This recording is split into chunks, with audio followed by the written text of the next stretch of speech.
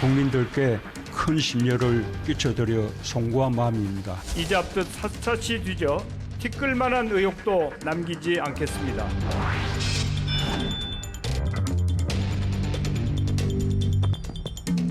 국회의원의 강력한 전수조사는 물론 특검과 국정조사 실시를 요구합니다.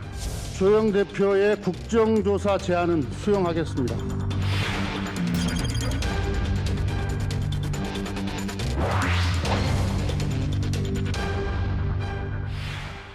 LH 3기 신도시 투기 의혹에 대한 국민적 분노가 가라앉지 않고 있습니다. 문재인 대통령은 LH 투기 의혹이 제기된 직후였죠. 지난 3일부터 강력 대응을 주문하고 있고요. 지난 15일에는 LH 사태로 촉발된 부동산 투기를 적폐로 규정하고 임기 말 부동산 적폐 청산을 국정과제로 추진하겠다고 밝힌 상황입니다. 문재인 대통령이 LH 사태에 대해 사과하며 사회 전체에 만연한 부동산 부패의 사슬을 반드시 끊어내겠다고 강조했습니다. 네, 먼저 정부 합동조사단이 꾸려졌습니다. 지난 11일에 1차 조사가 나왔고요.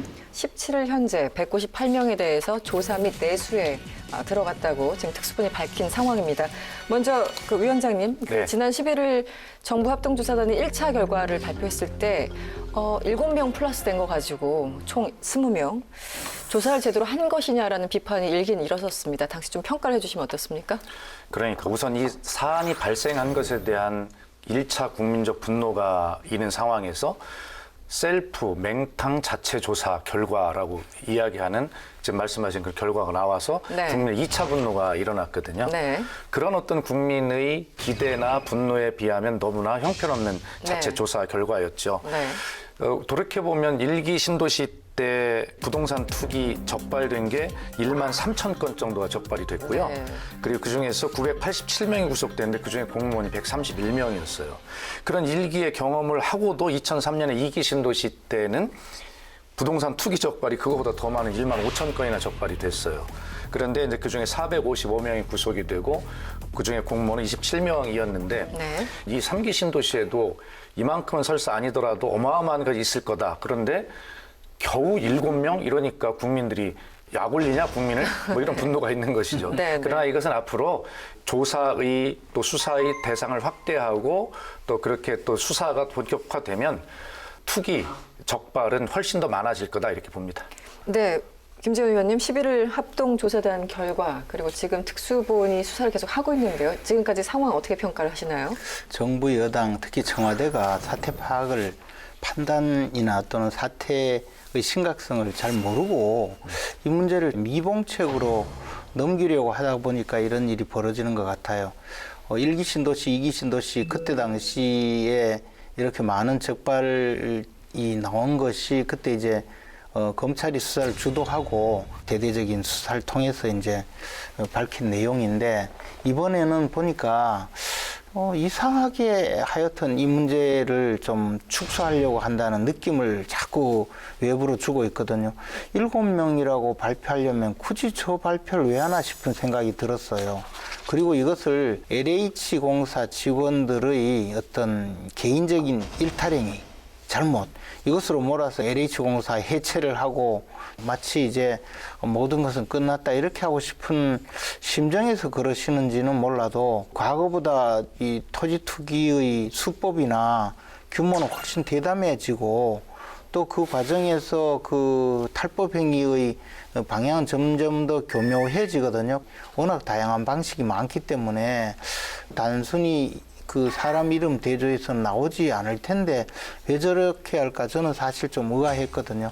이것을 축소하고 은폐하고 토지주택공사 직원들의 부패 행위로 만들기 위해서 급급하다가 보니까 이런 조사를 발표한 것 같다는 느낌을 가질 수밖에 없습니다. 지금이라도 수사기관에 제대로 수사를 하게 만들고 그리고 나서 이 문제를 처리해야 될 텐데 처음부터 잘못 판단하셨다는 생각을 하고 싶습니다. 네. 지금 수사 주체를 놓고 계속 야당이 이야기하는 것은 좀 과하다는 생각이 들어요.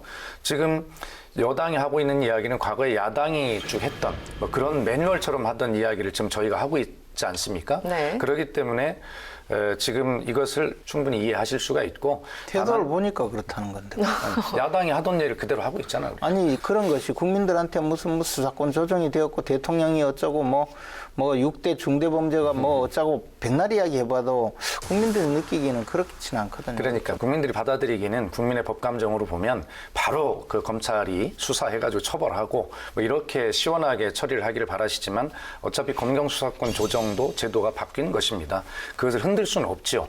어떻게 그 새로운 제도를 안착시키면서 이것을 할까가 중요하고 그러나 1기, 2기 신도시 때도 결과적으로 직접 수사는 경찰이 한 겁니다. 그 자료를 가지고 검찰은 방향을 보고 또 기소를 하고 이런 것들을 이제 수사 지휘를 한 것인데요.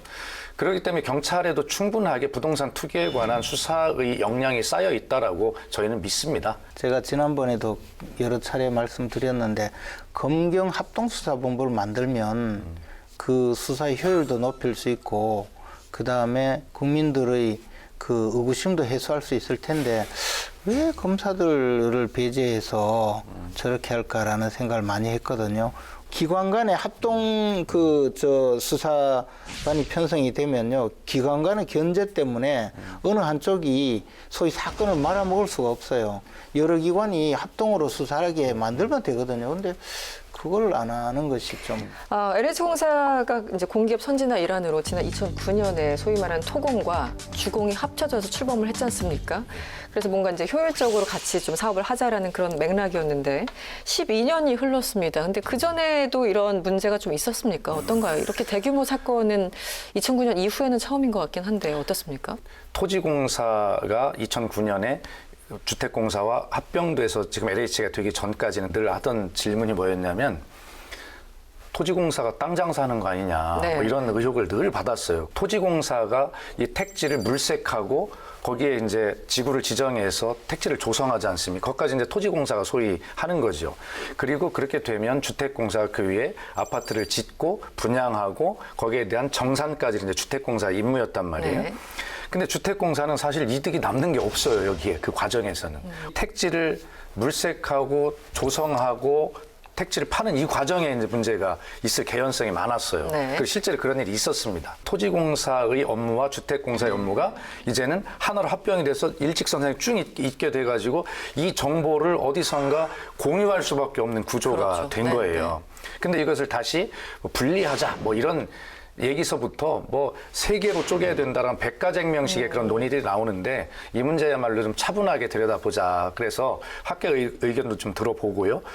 그래서 이 문제는 우선 수사, 처벌, 뭐 이런 이익 환수 이런 것들을 하면서 재발방지 대책에 대한 입법을 하고 하면서 이 문제를 좀 차분하게 좀 질서 있게 논의를 해봐야 될 문제다는 생각이 듭니다.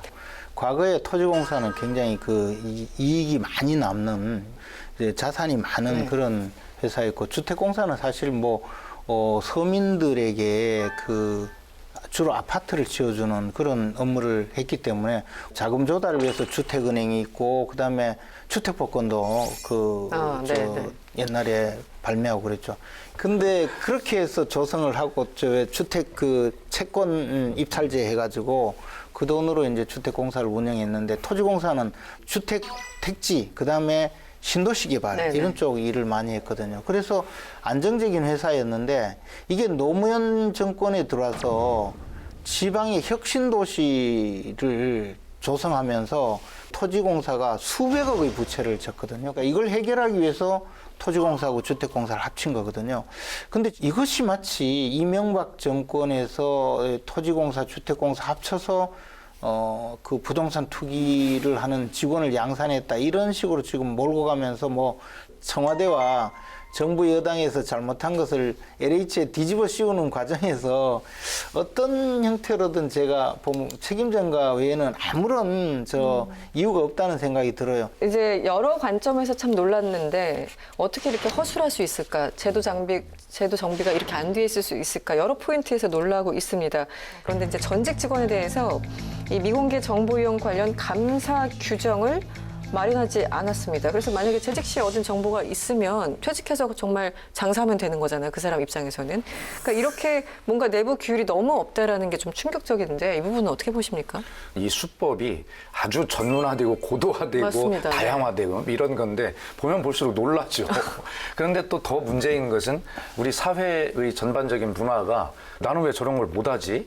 라고 못하면 바보 돈이 아니야? 없으니까 못 그러니까 못하면 바보 아니야? 뭐 이런 생각을 저절로 바보가 되는 거냐? 하게 된단 말이에요. 저 네. 같은 사람도 그런데 일반 국민들이 그런 생각 드는 건 당연한 것 같아요. 그뿐만 아니고 요즘 벼락거지란 말 자체가 네, 네. 나는 성실하게 살았는데 어느 날 보니까 맞습니다. 벼락거지가 돼 있다는 거 아니에요. 네. 벼락 부자가 아니고 네, 네. 그게 더 분노하는 거죠. 맞아요. 그래서 결과적으로는 국민의 분노는 뭐냐면 어떤 그 공정한 룰을 내가 적용받지 못해서 또 다른 사람이 공정하지 않은 룰을 이용해서 내가 그렇게 하지 못하는 것에 대한 분노가 굉장히 큰 것이거든요. 맞습니다. 그래서 저는 이번 사태가 여당에게는 회초리도 맞고 저희 지지율도 떨어지고 어떻게 보면 대통령의 레임덕까지도 이어질 수 있는 중대한 사안인데 네, 네. 차라리 잘 됐다. 이번에 딱 터져서 이 문제를 한번 말씀하신 그런 제도 개선까지 완벽하게 한번 해보자. 그것만이 여당이 대통령이 살 길이다. 이런 생각을 저희들 하고 있거든요. 네, 그렇기 때문에 뭐 이걸 은폐한다.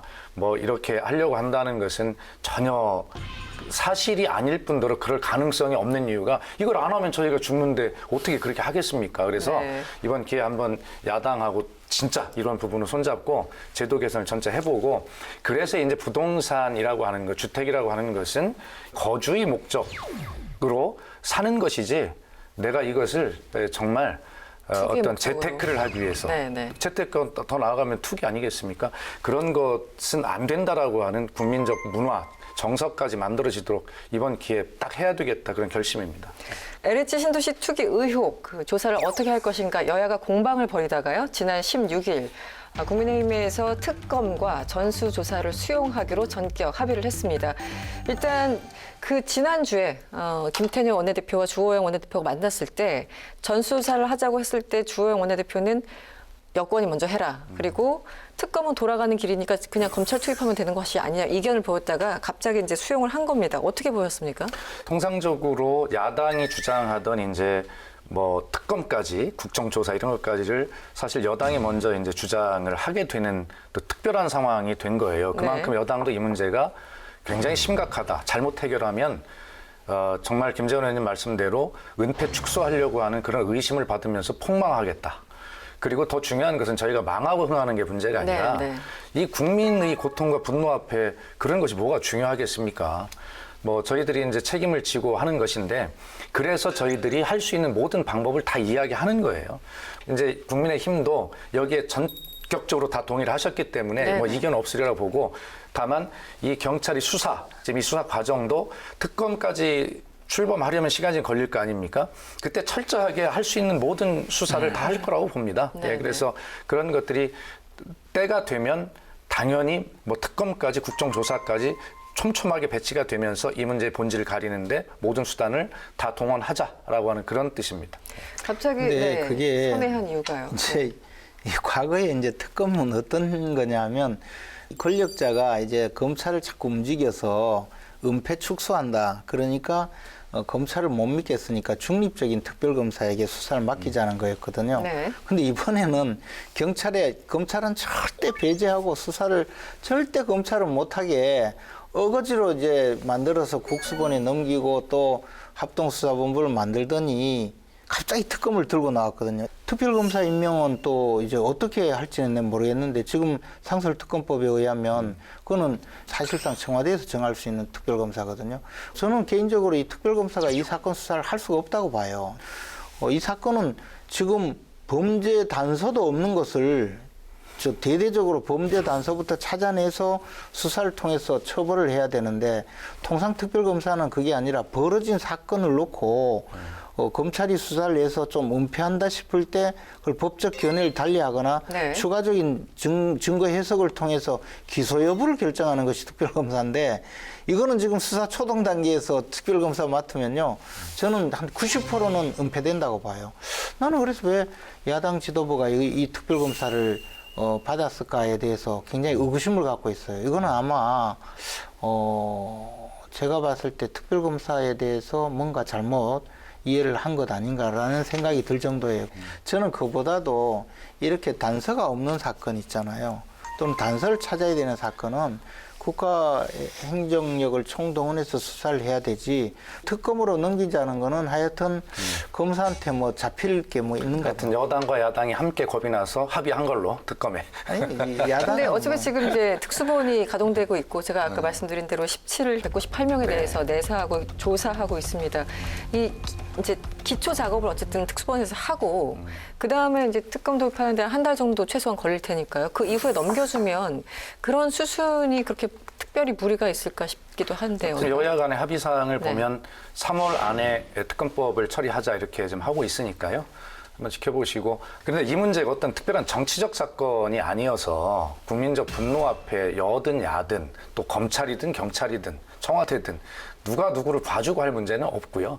조사라면 저희가 더 많이 나올 거라고 생각을 해요. 그럼에도 불구하고 무엇이든지 해보자는 것이니까. 아니 우선 저 양이원영 의원 또 몇 명 있잖아요. 예. 그분들부터 처벌하세요. 그분들은 왜 처벌 안 하고? 아니 그러니까 그 김재원 의원님 아까 계속 말씀하시는 대로 어머니 마음이 허해서 땅 보러 다녔다. 그 수사의 초동 단계 뭐 이런 말씀을 좀 하시는데 절차도 말씀하셨는데 그것도 절차가 있는 것이죠. 걱정하지 마세요. 저희 당은 만약 당 구성원 중에 뭐가 나오면 숨기지 나왔잖아요, 않고 이미. 다 반드시 나왔는데. 하겠다 하는 말씀을 분명히 드리고 이미 있습니다. 다 나왔는데. 지금 자체조사에서 이제 민주당에서는 6명이 나왔고 국민의힘에서는 자체조사를 지금 하고 있습니까?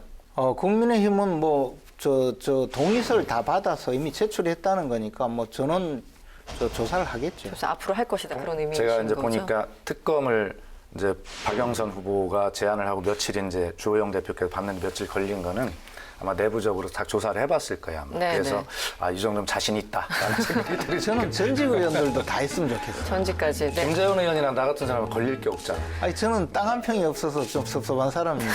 알겠습니다. 조금 더 얘기를 진전시켜 보도록 하겠습니다.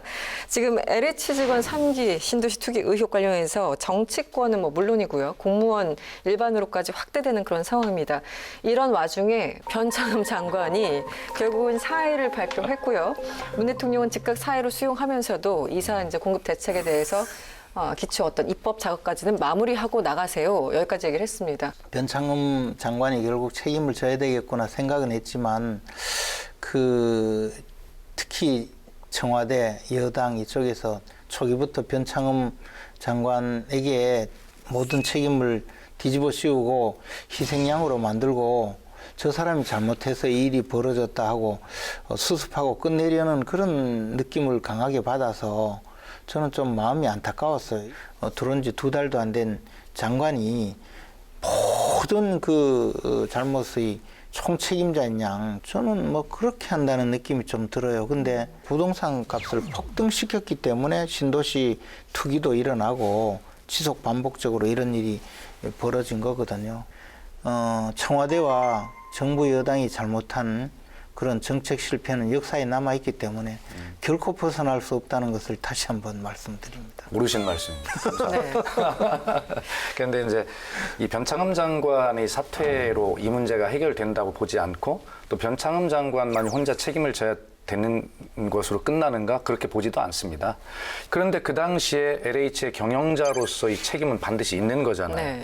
그리고 지금 말씀하신 대로 장관으로서의 책임은 별개의 문제입니다.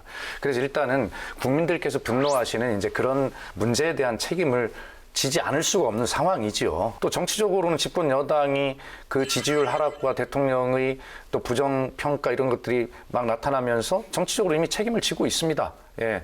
그래서 저희는 이 문제에 대해서 회피하지 않고 정말 한번 철저하게 해보자라고 하는 그런 어떤 마음으로 또 이것이 굉장히 중요한 국민의 민생이라고 하는 그런 마음으로 좀 저희 유불리를 떠나서 역사적 책임감을 가지고 해보겠다.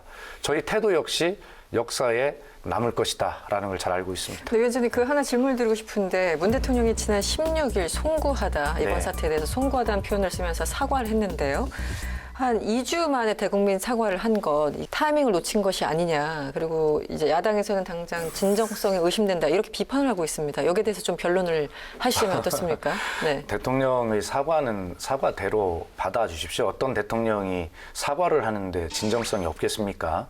그리고 이 문제에 대해서 대통령은 이미 10차례의 메시지를 직접 내지 않았습니까? 네, 네. 이 문제에 대해서 대통령이 어떻게 국민 앞에 죄송하고 죄스럽지가 않겠습니까? 그러나 대통령이 사과할 메시지 타임은 대통령의 시간은 따로 있는 것입니다. 이 문제가 터졌을 때 첫날부터 대통령이 사과해야 된다라고 하는 야당의 그런 주장에 대해서 이해를 못할 바는 아니나 야당의 주장을 받아들여서 대통령께서 일단 10차례 정도 여러 가지 업무 지시와 메시지를 내면서 충분하게 말씀을 하셨고 이제 앞으로도 문재인 대통령의 사과는 또 진정성 있게 계속될 것이다. 또 정말 사과는 말로만 하는 사과가 아니라 이 문제를 정확하게 해결하는 것이 국민께 대한 진정한 사과다. 그런 생각을 갖습니다. 과거 민주당이 야당 시절에 대통령이 사과하면 다음 수순은 진정성이 없다는 거였거든요. 근데 문재인 대통령이 진정성이 정말 없다고 느껴지는 것이 바로 한 4, 5일 전이죠. 그 페이스북에다가 선거 시기라 이해하지만 그 정도 하시죠. 이런 내용으로 글을 올렸는데 이제 사저 관련해서요. 사저 관련해서 좀 억울한 점이 있다 하더라도 대통령이 어떻게 저런 식으로 아무리 야당 의원을 대상으로 한다고 느껴지기는 하지만 국민들에게 보내는 페이스북에 저런 식으로 저 취임식에서도 그랬잖아요. 저를 지지하지 않은 국민도 섬기겠다고. 그러면 최소한 그 야당 의원은 국민이 아닙니까? 그 다음에 사과를 했을 때 과연 국민들이 아 대통령이 정말 사과를 하는구나 그렇게 느꼈겠냐 말이지. 대통령의 사과를 진정성 있게 받아들이는 국민도 많으시다라는 것을 알으셨으면 좋겠고요. 그런데 야당 국회의원은 국민이 아니냐라는 말씀에 대해서 제가 말씀을 드리면 어떤 그 자신들의 어떤 권리와 그런 존엄성을 인정받으려면 적어도 상대에 대한 권리와 존엄성도 인정을 해줄 때 보호받을 가치가 있다. 저는 그렇게 말씀을 드리고 싶고요. 재보궐선거에 대통령까지 끌어들이고 이 LH 투기 의혹이라고 하는 국민적 분노에 대통령까지 끌어들이기 위해서 사실이 아닌 그것도 전혀 사실이 아닌 사저 문제까지를 그렇게 공세로 활용하는 야당 국회의원까지 그렇게 보호할 가치가 있는가에 대해서는 저는 그럴 필요 없다고 생각합니다. 지금 뭐 부패 방지법이 있어서 이 의유를 할 수 있다고 하는데 국민들은 그걸로서 충분하지 않다라고 느끼는 부분이 분명히 있고 제도적인 장치가 조금 더 보완돼야 된다 이러면서 이제 여러 가지 의원들이 발의를 하고 있습니다. 그럼 직접 그냥 바로 들어가죠. 이해충돌 방지법 지난 9년 동안 논의를 하다가 계속 안 됐습니다. 국민들이 생각하기에는 국회의원들이 적용 대상이기 때문에 저 법을 통과시키지 않았다 이렇게 강력하게 의심하고 있거든요. 먼저 좀 얘기를 해주시면 어떻습니까? 법률 전문가께서 먼저 먼저 말씀하시는 게 좋을 것 같습니다. 말씀하시겠습니까? 아니 저는 이제 이번에 이해충돌 방지법을 야당 지금 국민의힘이 반대를 해서 통과시키지 못했다고 또 주장하던 여당 의원이 있더라고요. 그분도 아무리 저 장이 서서 지금 이렇게 한번 튀어보려고 그러는 걸로 이해는 하지만 말도 안 되는 소리거든요. 이름을 알려주세요. 제가 가서 뭐라고 할 테니까. 아니 뭐 그런 건 한둘이 아니에요. 그래서 이런 일이 벌어지면 마구 주장을 하고 그러는데 그게 이해충돌 방지법이라는 게 말은 그럴듯하지만 현실적으로 문제가 너무 많기 때문에 못하는 거예요. 그걸 만약에 법으로 만들었을 때의 그 부작용이라는 게 단순히 뭐 이런 경우에 적용을 하고 못하고의 문제가 아니고 예를 들어 대통령 자녀, 국회의원 자녀 뭐 이런 사람들은 취직을 하면 안 돼요.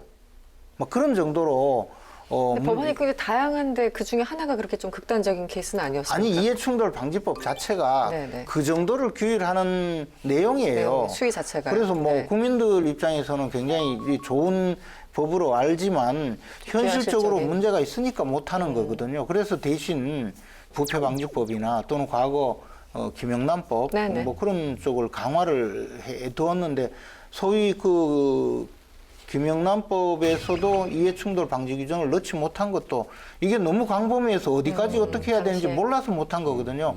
그래도 이번 기회에 뭐 그런 것을 좀 배제하고 만들면 되겠죠. 근데 자꾸 사후 약방문으로 이미 외양간 잃고 소 잃고 외양간 고친다는데 외양간도 다 없어졌는데 뭐 지금 와가지고 뭐 고치냐고.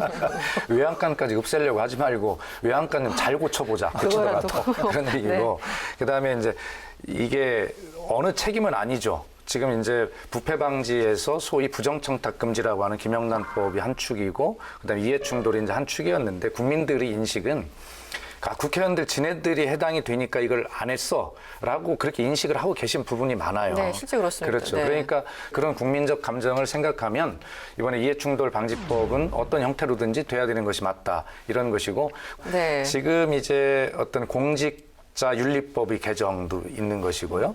예, 그래서 일단 그 대상을 네. 공직자의 대상을 좀 확대하는 이런 부분도 있고, 그다음 부동산 거래법을 개정하는 문제 이런 것들이 있어서 이 부동산 투기 방지 5법이라고 하는 이 법 안에 저희들이 보는 한에서는 들어갈 텐데 당정 협의를 좀 한 것이고요.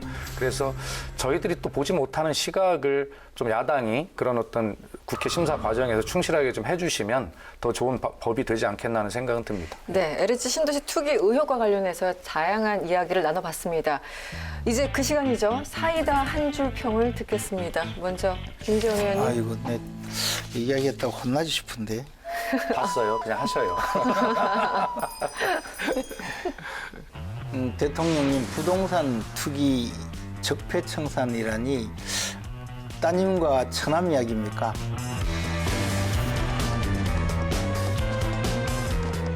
우리 김재원 의원님께서 남의 다리를 긁으셨다 말씀드리고, 네. 저는 아까 말씀을 계속 드렸습니다만, 야 차라리 잘 됐다, 이번 기회에 확 정말 모든 걸 고쳐보자, 야 잘 됐다, 이게 한 줄 평입니다.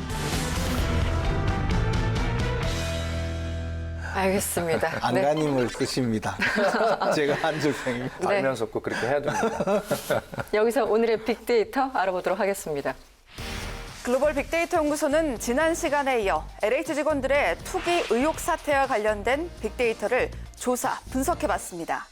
LH 관련 빅데이터는 3월 6일부터 12일까지 12개 채널 22만 개 이상의 사이트를 대상으로 했습니다. LH 한 주 동안의 총 정보량은 18만 건입니다. 이 수치는 같은 기간 BTS의 총 정보량에 육박하는 것으로, BTS는 조사 기간 한국 가수 최초로 그래미상 2개 부문 후보에 지명되면서 관심이 집중돼 총 정보량 18만 2천여 건을 기록했습니다. 총 정보량 7만 7천여 건을 기록한 키워드는 미세먼지였습니다.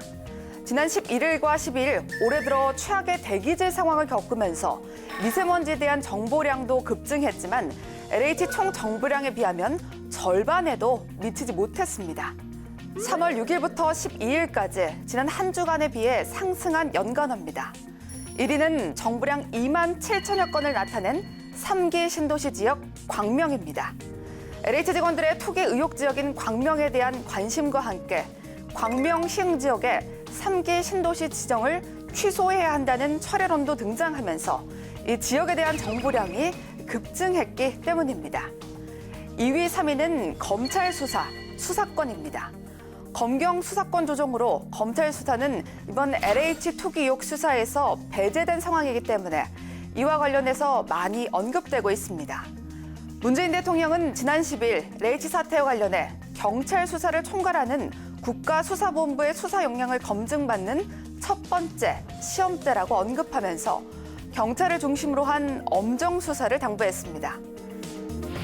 네, 대선이 1년 앞으로 다가왔습니다. 그런데요, 임기 4개월을 앞두고 윤석열 검찰총장이 사퇴를 하면서 여러 가지 대선판이 요동치는 그런 형국입니다. 저는 오늘 총장을 사직하려고 합니다. 검찰에서의 제 역할은 지금 이제까지입니다. 오늘은 윤석열 전 총장에 대해서 좀 집중적으로 이야기를 나눠보도록 하겠습니다. 일단 윤석열 총장이 사퇴한 그 다음 날 정도에 이뤄진 여론조사도 그렇고요. 또 한 주 정도 지나서 이뤄진 조사도 그렇고 계속 정말 그 엄청나게 엑셀레이트를 받고 있는 그런 여론조사 숫자들이 나오고 있습니다. 어떻게 보고 계십니까? 뭐 당연한 숫자라고 봅니다. 네. 뭐 제가 예상했던 것보다는 약간 높은 범위에 있고, 당연히 나올 수밖에 없는 게 이제 이 정부와 각을 세우고 나온 것 아닙니까? 재미있죠. 뭐 네. 추윤 갈등 때 막 각이 세니까 막 여론이 올라가듯이 그런 것이고 거기에 이제 지금 LH 투기 의혹이라고 하는 전 국민적 공통 분노가 있는 거잖아요. 그러니 그 대척점에 서 있는 윤석열 총장이 당연히 올라가는 것이죠. 그래서 이 현상은 아마 당분간 좀 지속될 가능성이 있다 저는 그렇게 봐지고요. 네. 아마 그때까지는 윤석열 총장이 전면적으로 밖에 나와서 많은 말을 안 할 겁니다. 자기 자신이 그 안에 벼락 공부를 이제 많이 하겠죠. 여러 가지 분야에 대해서. 그렇죠. 네. 그런데 이제 그 말을 하기 시작하면 반드시 어떤 실수를 하게 돼 있고 국민적 가치와 이런 것들에 좀 동떨어진 생각을 갖고 있을 수밖에 없는 부분이 드러날 거거든요. 그때까지는 저는 지속될 거고 윤석열 총장은 전략적으로 말을 아끼면서 이것을 지속해서 현상으로 고착화시키려고 할 거다. 네. 이런 생각을 가지고 있는데 저는 거듭 말씀드리지만 꿀단지인 줄 알았는데 빈단지임을 발견하는 데는 시간이 오래 걸리지 않을 것이다. 네, 알겠습니다. 근데 저는 김주현 이제 의원님. 말씀하신 대로 물론 이제 단순히 저 지지율이 높아지는 것은 일종의 이제 관심에다가 이번에 또 그 LH공사 관련된 부동산 투기 의혹 사건을 수사하는 그 전체 그 범정부적인 합동수사본부를 만들면서 검찰을 배제하니까 또 그걸로 인기가 더 높아지는 것 같아요. 아, 윤석열이 저렇게 겁나는구나, 이렇게. 하여튼 여당이 윤석열 후원자인 거예요. 그러니까 하는 것마다 좀 이상해지고요. 또 과거 우리가 이제 과거에 보면 고건, 그다음에 반기문, 네. 정운찬 그분들이 대선에 출마하려고 하다가 전부 그냥 그 처음에 지지율이 엄청 높다가 네. 순식간에 떨어졌잖아요. 근데 그분들은 총리 또는 유엔 사무총장이라는 어떤 지위를 맡아서 그 지위에 의한 지명도를 기반으로 해서 정치판에 곧바로 이제 대선에 나가려고 한 분들이죠. 사실 그분들은 정치력을 거의 검증받지 못했거든요. 네. 근데 이분들이 이제 대선에 나간다니까 초기에는 뭐 워낙에 이제 그 지명도가 있으니까 좀 높게 평가되다가 순식간에 지지율이 떨어지는 거는 자기 성과가 없기 때문에요. 유엔 총장이라는 자리는 굉장히 의미 있는 자리이지만 반기문 총장도 원래 자기 별명이 뭐 기름장어? 네. 쏙쏙 빠져나가는 기름장어만 해서 무슨 성과를 만들지 않고 요리조리 빠져나가기만 했다는 그런 평을 받았죠. 그러니까 대선 국면에서는 그런 게 쉽게 평가 대상이 되거든요. 근데 아마 윤석열 총장도 그 추미애 장관이 일단 지명도를 높여준 거는 맞지만 일반 국민들이 보기에는 문재인 정권의 폭주를 세운 거의 유일한 사람이고 또 싸워서 이긴 사람이고 이렇기 때문에 상당히 좀 다른 정치적 성과가 있을 거라고 보고요. 과거의 그런 분들 지지율하고는 좀 많이 다를 거라고 맥락이 보고. 다르다. 성격이 좀 다르다. 아, 네. 다르죠. 그리고 저 사람 시키면 어떻게 하겠다는 기본적인 생각이 있잖아요. 그런 면에서 지지율이 지금 좀 지나면 빠질 것이다라는 것보다는 상당히 실체가 있는 지지율이라고 실체가 생각이 있다. 그러니까 과거 이제 고건 반기문 케이스와는 좀 결이 다른 것이다라고 이제 전망을 해주셨고요. 최근에 윤여준 전 장관이 이런 표현을 썼습니다. 예전에 이제 안철수 현상과 윤석열 현상을 비교하는 사람들이 많아졌어요. 그때도 굉장히 높은 지지율로 갑자기 올라갔지 않습니까? 안철수 당시 교수가. 그런데 윤여준 전 장관의 평가는 당시 안철수를 바라보는 국민의 시각은 저 사람은 정치인이라고 바라본 것은 아니었다. 그런데 윤석열은 지금 사람들이 정치인으로 아예 규정하고 인식하고 있다. 이렇게 분석을 하고 있습니다. 여기에 대해서는 어떻게 보십니까? 그 말씀하시기 전에 네. 그 집안을 이야기하신 적이 있거든요. 네. 윤 씨 문중에서 네. 윤석열을 안 도우면 자신을 가만히 놔두지 않을 것이라고 하는 인터뷰를 하셨더라고요. 그렇군요. 그래서 집안의 압박이 좀 무서워서 띄우기를 하고 있는 거 아닌가 이런 생각이 뭐 어쨌든 정치인이시니까요. 예, 들고요. 네. 그다음에 윤여준 전 장관께서 뭐 저도 많이 이뻐해 주시고 사랑하시고 하시는데 이런 말씀드려 죄송하지만 이제 국가의 원로급이 되셨으면 조용하게 후배들이 잘 또 국민들이 판단하실 수 있도록 이제 원로로서 제 위치에 계시는 게 좋겠다라는 충고를 드리고 싶습니다. 윤석열만 겁내는 줄 알았는데 윤여준도 겁내는 거예요. 같은 윤 씨니까. 같은 집안. 그 구체적으로 이번에 윤석열 이제 총장의 시기가 사퇴 시기가 임기를 4개월 앞두고 있었다. 그것도 물론 중요한 거지만 어쩌다 보니까 대선을 딱 1년 하고 한 5일 정도 앞둔 시점에 사퇴를 했다. 그래서 이제 여러 가지 정치적인 복선이 있었을 것이다라고 분석하신 분들이 많습니다. 당장 서울시장 이 보궐선거에 윤 총장 사퇴가 어느 정도 영향을 미치고 있다고 보십니까? 먼저 아니 의원님. 지금 윤석열 총장이 나와서 어느 정도 영향을 미치느냐라는 그 질문은요. 그냥 후보들이 다 이야기해주고 있잖아요. 오죽하면 박영선 후보도 나하고 제일 잘 통한다고 이야기하잖아요. 그 안철수 대표는 뭐 별 이야기 다 하거든요. 내가 박영선 후보가 그 얘기도 했습니까? 저하고 가장 대화가 잘 되고 가장 편하게 소통하는 사이일 겁니다. 이렇게 이야기하고요. 그리고 뭐 안철수 대표는 뭐 옛날에 자기가 비례대표 공천을 주려고 했는데 안 했다 뭐부터 시작해서 지금 뭐 같이 가자 뭐 오만 이야기 다 하잖아요. 네, 그러니까 간접적으로 소통하고 있다. 오세훈 후보가 뭐라고 했냐면 제일 웃겨. 간접적으로 소통이 되는 사람이라잖아. 근데 아니 그게 다 로보콜을 다 보내고 있긴 해요. 아니 그러니까 네. 지금 어떤 영향이 있느냐 그 후보가 제일 잘 알아요. 이미 다 만천하에 드러났다.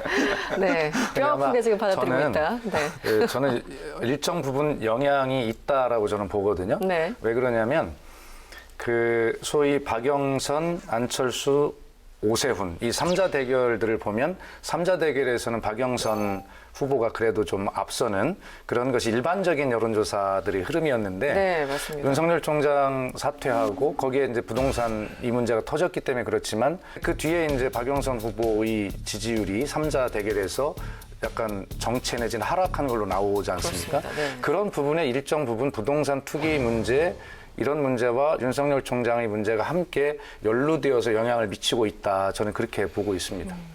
지금 이제 윤 총장이 결국은 정치를 할 것이다. 정치인으로 소위 말하는 이제 수용됐다라는 표현을 여론조사 기관에서 쓰던데 앞으로 행보가 중요할 겁니다. 그런데 마침이란 표현은 좀 적절하지 않습니까? 국민의힘에는 아직 이렇다 할 대선 주자가 없기 때문에 어떻게 하면 같이 갈 것인가, 어떻게 하면 혹은 구체적으로 영입을 할 것인가 여러 가지 좀 시나리오들이 있을 것 같습니다. 어떻게 보십니까?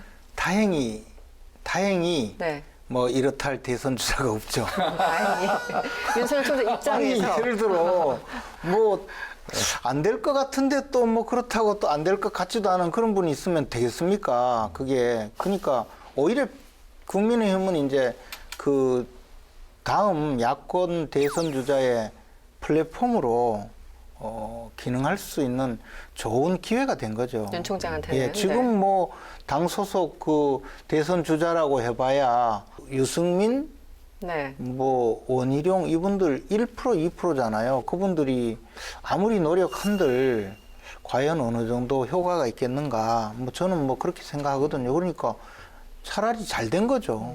가능하면 빠른 시일 내에 끌어들이는 우리 당 안으로. 당 안으로 들어올 가능성이 저는 별로 없다고 봐요. 당장은 별로 없다는 분석들이 있던데. 그렇죠. 네네. 그리고 또 그렇게 하면 안 돼요. 왜냐하면 지금 만약에 야당이 입당을 하면 그렇죠. 아 봐라 네네. 우리 당장 우리 박수현 의원님이 그러실 거예요. 바로 이 자리에서 보세요. 그때 검찰총장 할 때 저 야당에 들어가려고 다 내통해가지고 수사 절에했지 않습니까? 보석이었다. 그렇게 이야기하는 것이 지극히 정상적이거든요. 그렇게는 얘기 안 하고 네. 봐라. 검찰의 독립성과 중립성을 훼손시켰지 않냐 이렇게 고급스럽게 얘기하진 않아요. 그건 뭐 지금 이야기가 그게 괜찮은데 비슷합니다. 그렇기 때문에 네. 정치적인 그 어떤 그 입지 또 포지션을 잘 잡아야 되는데 저는 뭐 당을 만들 필요도 없다고 보고 그렇다고 지금 당장 가까운 시일 내에 야당에 입당을 하는 것도 굉장히 좋지 않은 선택이라고 봐요. 그러면 또 이 당은 정치 세력으로서 엄존하고 그래도 100명이 넘는 네네. 국회의원을 가진 제1야당이기 때문에 대선 날짜가 가까워질수록 또 연합할 수 있는 여러 가지 방법이 있고 지금 보시면 안철수 대표조차 급하니까 합당하자 그러잖아요. 네네. 원래는 그냥 털도 안 벗기고 그냥 삼키려고 그랬는데. 제가 볼 알겠습니다. 때는 네. 이렇게 아마 윤석열 전 총장의 행보는 이번 서울시장 선거의 결과에 전 달려 있을 것이다. 많이 연동될 것이다 보거든요. 상상을 해보면 오세훈 후보가 서울시장에 당선이 되고 안철수 후보가 예를 들어서 시장이 안 된다. 이러면 윤석열 총장이 제3지대에서 서울시장에 낙선한 안철수 후보와 손을 잡기는 굉장히 현실적으로 어려울 겁니다. 네, 네. 가능성이 작으니까요. 그렇다면 만약 오세훈 후보가 시장이 되면 저는 적절한 시점에 국민의힘으로 입당해서 국민의힘과 함께 할 것이다. 저는 그렇게 보거든요. 그래서 아마 서울시장 선거 결과를 윤석열 총장도 잘 보고 있을 것이다. 거기에 연동이 돼 있다. 저는 그렇게 개인적으로 생각합니다. 네. 이재명 경기지사가 윤석열 총장이 갑자기 확 1위로 가는 바람에 조금 처지는 느낌이고요. 또 이낙연 전 대표도 약간 과거에 비해서는 좀 많이 빠지는 그런 양상이죠. 위원장님이 예상하시기에는 그 여권 대선 후보가 누구인지 혹은 제3의 인물도 혹시 마음속에 생각하고 계신지 궁금합니다. 아마 저희 당은 이 두 분 외에 굉장히 많은, 심지어는 지금 한 10분 정도 이상이 될 수 있는 준비를 하고 있거든요. 그래서 4월 7일 선거가 끝나면 바로 이제 우후죽순처럼 막 나오기 시작할 거고, 각자의 영역에서 자기 특기들을 살려서 많은 국민들의 마음을 네. 모아 내서 총량을 키운 다음에 3, 4위전, 준결승, 결승 이렇게 올라가는 그런 과정들을 거치면서 아마 굉장히 아름다운 경쟁들을 통해서 그 총량을 키우고 지켜갈 것이다 이렇게 보는데, 저는 우선 임종석 전 그 대통령 비서실장이 네네. 가장 먼저 나서지 않을까. 그리고 김두관 전 행안부 장관은 이미 거의 선언한 것이나 다름이 없죠. 이런 분들, 그다음에 강원도의 이광재 의원이라든가 최문순 지사, 충남의 양승조 지사, 심지어 저는 우리 김부겸 전 장관도 네. 좀 대구 경북에서 좀 확실하게 좀 뛰어봐라라고 제가 권유도 개인적으로 하고 있는 상황인데, 너무 이 개인적인 관계 때문에 많은 이름을 나열하신 거 아닙니까? 아닙니다. 다 불러줘야죠. 알겠습니다. 그게 개인적 관계가 아니고요. 네. 친문은 이재명은 안 된다. 그 이야기를 지금 하신 거예요. 이렇게 한 줄로 정리를. 참고로 저는 저를 친문으로 분류하는 사람은 별로 없습니다. 알겠습니다. 문재인 네. 대통령이 대변인이 친문이 아니면 누가 대변인? 저는 기능을 한 것이죠. 대변인 기능을. 알겠습니다. 네, 오늘 마칠 시간이 됐습니다. 김재현 전 위원님 그리고 박수현 홍보수통위원장님 오늘도 고생 많으셨습니다. 고맙습니다. 네, 얼마 전 온라인상의 LH 직원으로 추정되는 작성자들의 조롱글이 국민의 공분을 사고 있습니다. LH공사 관계자는 철저한 조사 그리고 재발 방지를 약속했는데요. 재발 방지를 위한 법적, 제도적 장치 물론 중요합니다. 하지만 그 전에요. 공직자라면 가져야 하는 최소한의 도덕성이 있습니다. 그 도덕성을 확립하는 것이 무엇보다 중요한 때인 것 같습니다. 정치톡톡 사이다 다음 이 시간에 뵙겠습니다.